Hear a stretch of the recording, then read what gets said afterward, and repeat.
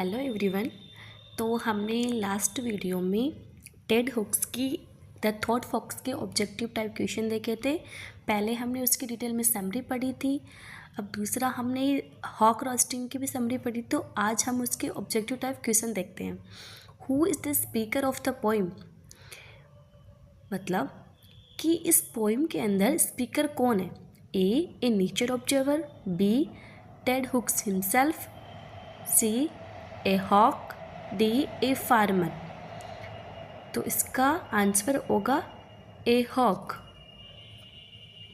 Second question, where is the hawk physically located throughout the poem. A in flight over a field, B perched at the top of wood, C in a cage, D on the ground its prey. Perched at the top of wood, इसका option होगा B option. Answer क्या होगा B. What is the hawk doing in the first stanza? A hunting a wall, B sitting with its eye closed, C fighting another hawk, D building a nest. इसका answer क्या होगा B sitting with its eye closed. The hawk's claim that nature has done what for him. A abandoned him, B given him everything he need to kill, C made him a servant to the earth, D forced him to hide from predators. तो इसका answer क्या होगा B given him everything he needs to kill. What does the hawk mean by the line I hold creation in my foot. मतलब वहाँ पे hoc मतलब बाज को घमंड होता है कि मेरे को इसीलिए क्रिएट किया गया है, मेरे फुट को इसीलिए क्रिएट किया गया है ताकि मैं जो भी पक्षी होते हैं, जो भी जानवर होते हैं, मैं उनको पकड़ के मार सकूं। तो I hold creation in my foot, इसका मतलब क्या है। He is a gardener, B he has total power over life and death, C he is protecting the earth, D he is small compare to the world. तो मैंने आपको भी बताया ना, तो इसका आंसर क्या होगा B he has total power over life and death. Which word best describe the hawk's tone. Hawk's की टोन क्या थी इसमें।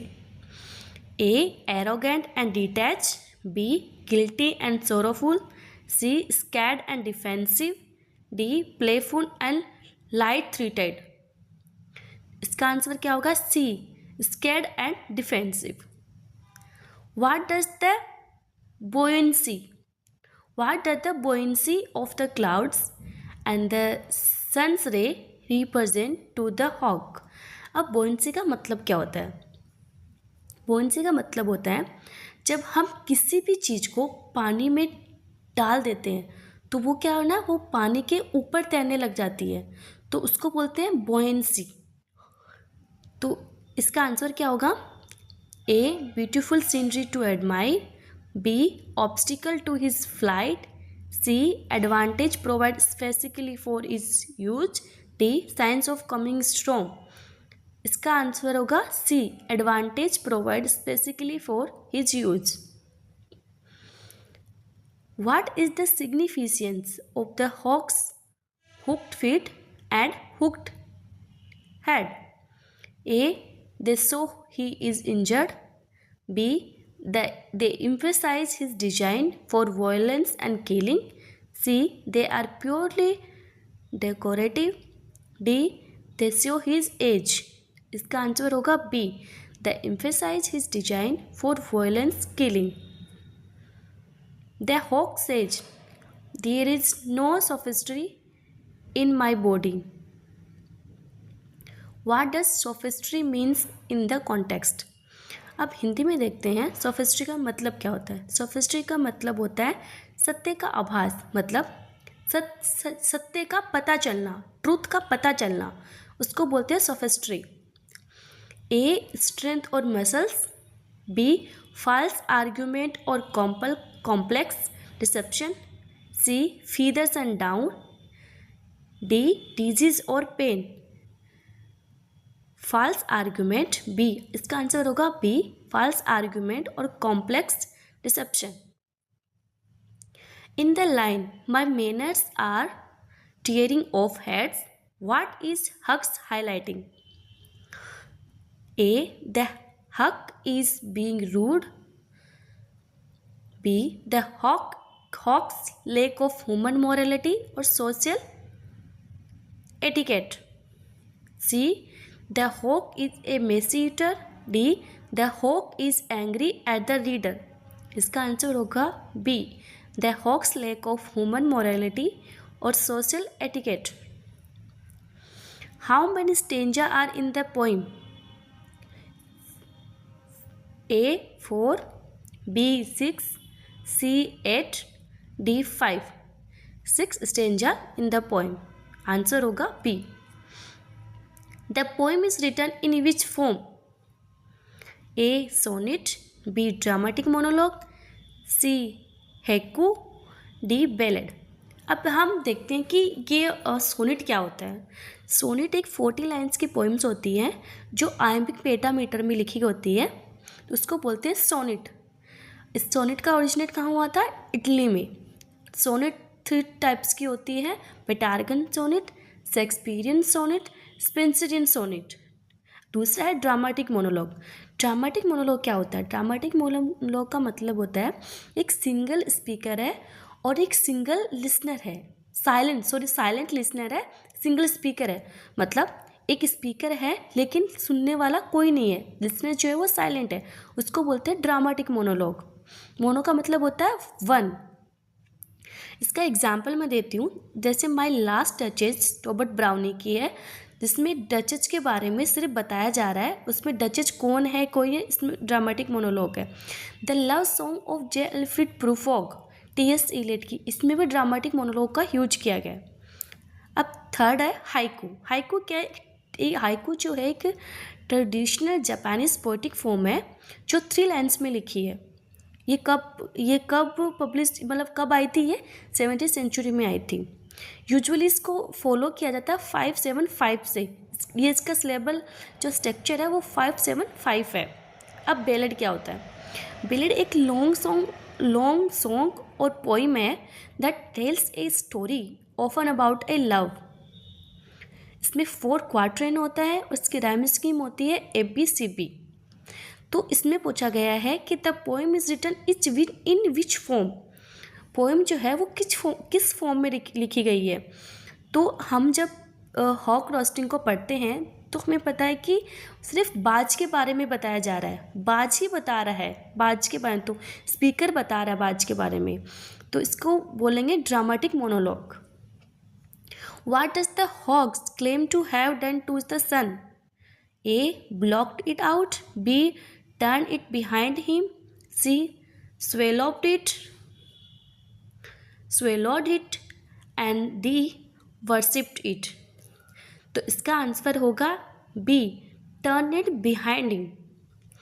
swallowed का मतलब होता है निगलना, मतलब किसी चीज़ को मुंह में लेके गले के रास्ते पेट में उतारने को निगलना बोलते हैं. गले से होकर जो चीज़ें पेट तक जाती है उसको बोलते हैं निगलना. जिसको बिना चबाए हुए हम निकल जाते हैं ना, उसको बोलते हैं swallowed. The phrase the allotment of death suggest the hawk A is afraid of dying. B. decide who lives and who dies. C. is a victim of fate.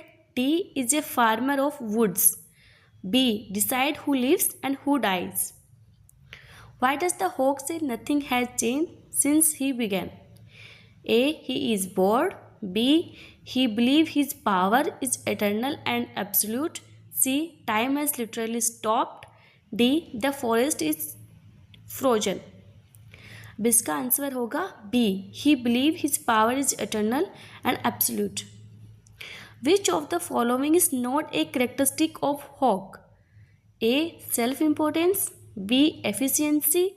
C. empathy. D. dominance. तो इसका answer क्या होगा? सी empathy, self importance भी था वो, efficiency भी थी और डोमिनेंस भी था। डोमिनेंस मतलब किसी भी व्यक्ति या चीज़ पर अपना प्रभाव दिखाना, मतलब उस पर उसको डोमिनेट करना कि ये चीज़ मेरी है, उसको डोमिनेट करना, इसको बोलते हैं डोमिनियंसी। तो एम्पैथी मतलब बाज के अंदर कोई भी किसी को लेकर कोई भी एम्पैथी नहीं थी उस पोएम के अंदर।